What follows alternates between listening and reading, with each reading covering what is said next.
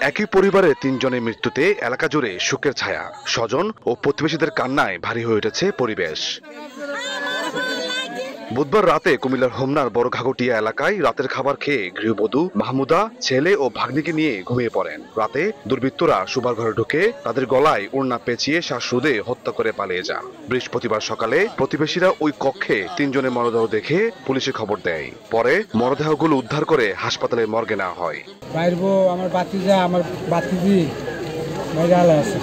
ঘটনা তদন্তে মাঠে নেমেছে পিবিআই। হত্যায় জড়িতদের শনাক্ত করে দ্রুত গ্রেফতারের চেষ্টা চলছে বলে জানিয়েছে পুলিশ।